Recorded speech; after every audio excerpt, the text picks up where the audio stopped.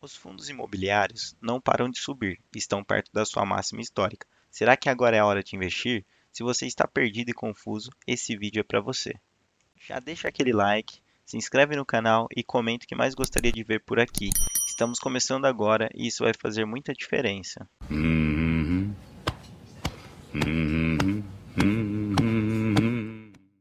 Antes de começar, é importante entender o que é um fundo imobiliário. Quando você compra a cota de um fundo, está comprando um pedacinho de cada imóvel que o fundo tem. Em troca, recebe uma parte dos aluguéis, geralmente todo mês. E quais são os tipos de fundos que existem, né? O fundo de tijolo, que investem diretamente em imóveis físicos, que costumam alugar para lucrar e arcar com as despesas financeiras do fundo e dos imóveis. O foco desse tipo de fundo são shopping centers, hospitais, prédios comerciais e galpões. Outro tipo são os fundos de papel, que investem em título do setor imobiliário. Ao invés de comprar um imóvel, esses fundos compram dívidas lastreadas em imóveis, como por exemplo CRIs, LCIs e outros fundos também. Temos ainda um terceiro tipo, que são os fundos híbridos, que costumam diversificar o investimento entre títulos de dívidas e imóveis físicos também, além de comprar outros fundos.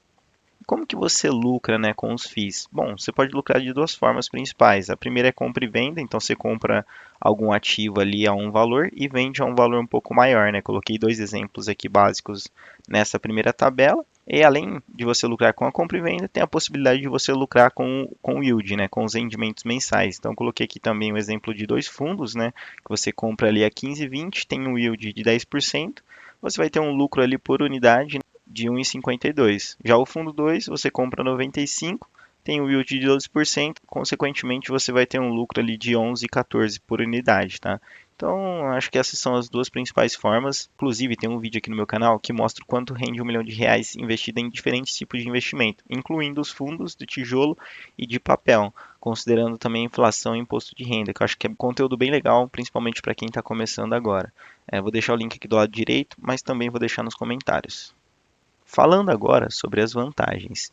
Te dá acesso ao mercado imobiliário com pouco dinheiro. Você não precisa ter R$ 300 mil para comprar uma casa. Com apenas R$ 10 você já consegue comprar a cota de um fundo. Claro que o rendimento não vai ser equivalente ao de R$ 300 mil, afinal o milagre não existe.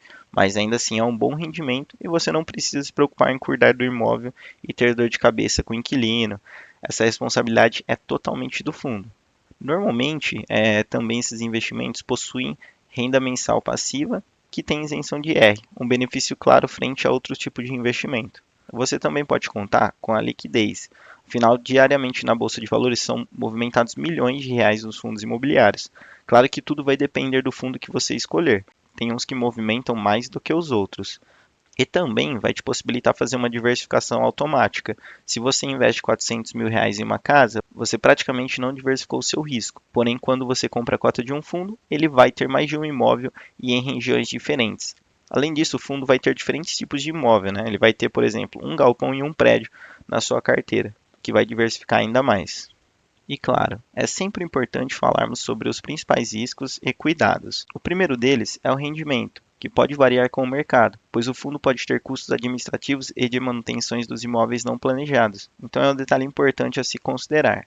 Além disso, temos também a questão da vacância, que é a falta de inquilinos. Pode ocorrer dependendo do cenário econômico atual, da localização do imóvel que o fundo possui e por outros N fatores, tá?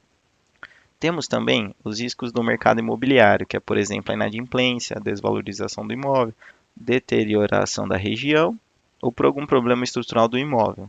Além disso, a gestão do fundo também é um ponto importante a se atentar, afinal, um bom gestor pode suportar melhor cenários econômicos desfavoráveis e até mesmo de crise. Então, saber quem é o gestor e um pouco da sua carreira é super importante. Para você que está começando agora, é importante entender sobre o IFIX, que é o Índice de Fundos de Investimento Imobiliário. É o índice da B3 que funciona como um termômetro de desempenho médio dos fundos imobiliários mais negociados na bolsa. É uma cesta básica teórica ali de ativos compostos pelos FIIs mais líquidos, ou seja, os mais negociados da B3. Ele mostra como está o desempenho médio desses fundos ao longo do tempo, funcionando de maneira semelhante ao que o Ibovespa faz com as ações, por exemplo.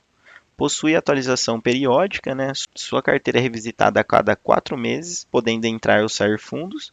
Apresenta uma boa representatividade, né? Ajudando o investidor a ter uma ideia de como está o mercado de FIIs como um todo. Além de possuir também uma certa diversificação, né? O índice inclui todos os tipos de fundos, como por exemplo fundos de tijolos, fundos de papel e também os fundos híbridos. Coloquei ao lado aqui nessa tabela a composição do índice no dia 5 de maio de 2025, com os 20 fundos mais representativos. Dois da gestora Kinea, representando mais de 10%, tem o da XP com 4,3%, o HGLG11 com 3,8%, o BTG com 3,1% e assim por diante. E lembrando que não são somente esses 20 fundos, atualmente o IFIX tem 117 fundos. Então, utilizar o IFIX como um meio de comparação com os fundos que você possui na sua carteira pode ser um bom caminho. Além disso, ele dá uma visão se o mercado de fundos está em tendência de queda ou alta. E para falarmos do cenário econômico atual, é preciso entendermos um pouco do desempenho do IFIX ao longo dos anos. No período de 2010 a 2012 foi sua criação, acompanhou o crescimento do mercado de fundos imobiliários no Brasil, impulsionado por juros mais baixos e maior interesse dos investidores por renda passiva. Em 2013, teve sua primeira grande queda, refletindo o aumento da Selic e, consequentemente, migração dos investidores para ativos de renda fixa mais atrativos. De 2014 a 2019, apresentou a recuperação com expansão, frente ao período anterior de queda, com destaque para 2019, quando registrou uma valorização de quase 36%, impulsionado por cortes na taxa de juros e maior demanda por ativos de renda variável. Após esse período de 2019, em 2020 sofreu o impacto da pandemia do Covid, atingindo uma queda abrupta em março de 2020, marcando menos 15,85%. Enfrentou até 2021 muita instabilidade, que foi recuperada no ano seguinte com mais estabilidade e menos oscilações. A partir de 2023, retomou seu crescimento, porém, logo em 2024 voltou a apresentar queda e estabilidade devido à Selic. Repara que o tempo inteiro, ao citar o desempenho do IFIX ao longo do tempo, falei paralelamente da taxa de juros no mercado. E por que isso? É que basicamente quando a Selic começa a cair, sua atratividade diminui e os investidores migram para a renda variável, em busca de maiores retornos. O inverso ocorre quando a Selic aumenta. Por ser um investimento mais seguro e com um bom retorno, os investidores abandonam a renda variável e vão para a renda fixa. Então é sempre importante ficar atento a esses movimentos de mercado, pois podem te ajudar a tomar decisões importantes na hora de investir. E apesar dessa influência da taxa de juros no mercado, é importante reparar que, mesmo com oscilações e queda em alguns momentos, a tendência é de alta ao longo dos anos, e isso acontece por alguns motivos. Primeiro, o amadurecimento da economia. Cada vez mais os investidores saem da poupança e começam a investir na renda variável. Com maior capital disponível, os índices vão subindo. Outro ponto importante é o grande potencial em renda passiva que esse tipo de investimento pode gerar. Então, independente de qual seja o cenário atual, recomendo sempre diversificar seus investimentos e separar uma parte do valor mensal para alocar nos fundos imobiliários. Bom, e quais são as principais dicas que eu dou para você que está começando a investir agora no setor imobiliário?